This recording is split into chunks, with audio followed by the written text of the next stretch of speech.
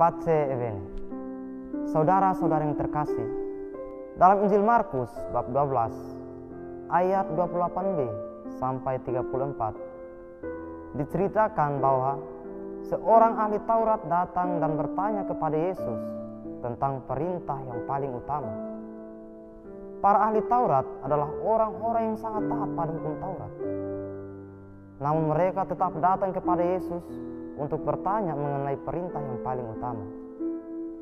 Mereka bukan tidak mengetahui hukum Taurat, melainkan ingin mendalami perintah Allah sendiri.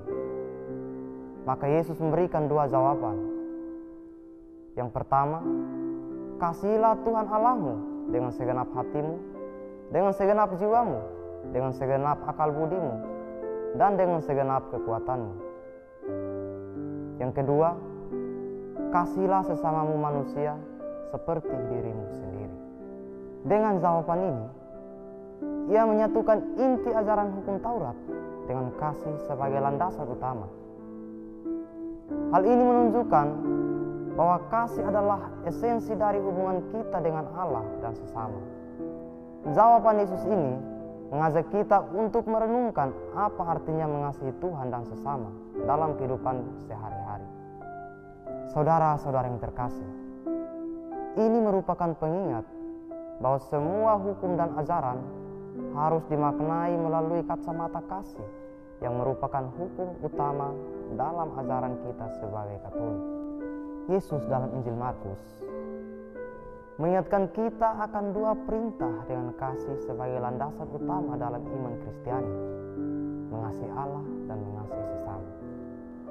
Dalam ajaran Kristiani, kedua perintah ini saling terkait dan menjadi dasar kehidupan kita sebagai pengikut Kristus.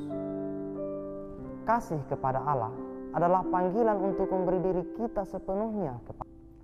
Kita diajak untuk menjadikannya pusat dari segala hal dalam menjalani hidup sebagai umat beriman. Hal ini berarti melibatkan Dia dalam aktivitas sehari-hari dan terus-menerus merefleksikan kasih-Nya yang tak terbatas. Dengan demikian, kita tidak hanya mengenal Dia, tetapi juga mengalami kehadirannya dalam hidup kita. Kemudian, perintah untuk mengasihi sesama mengajak kita melihat setiap individu sebagai gambar dan rupa Allah. Kita dipanggil untuk tidak hanya mencintai mereka yang dekat dengan kita, tetapi juga mereka yang mungkin berbeda, terpinggirkan, atau bahkan menyakiti kita. Mengasihi sesama seperti diri sendiri berarti menghargai martabat dan nilai setiap orang.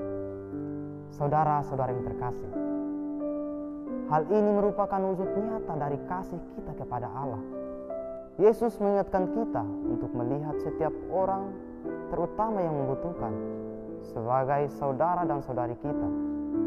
Mengasihi sesama berarti berusaha untuk mengerti, mengampuni, dan melayani, sehingga dalam setiap tindakan kita, meskipun kecil, kita dapat mencerminkan kasih Kristus dalam kehidupan kita.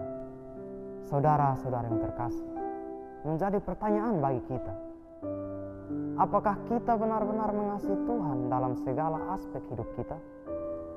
Apakah kita menunjukkan kasih kepada sesama, bahkan kepada mereka yang membenci kita? Ingatlah bahwa kasih bukan sekedar perasaan, tetapi diikuti dengan tindakan. Mari kita berkomitmen untuk menghidupi kasih ini secara konkret dalam kehidupan sehari-hari sebagai wujud iman kita. Dengan mengasihi Allah dan sesama, kita tidak hanya mendekatkan diri kepadanya, tetapi juga menjadi alat kasih-Nya dalam keluarga, masyarakat, dan dunia. Amin.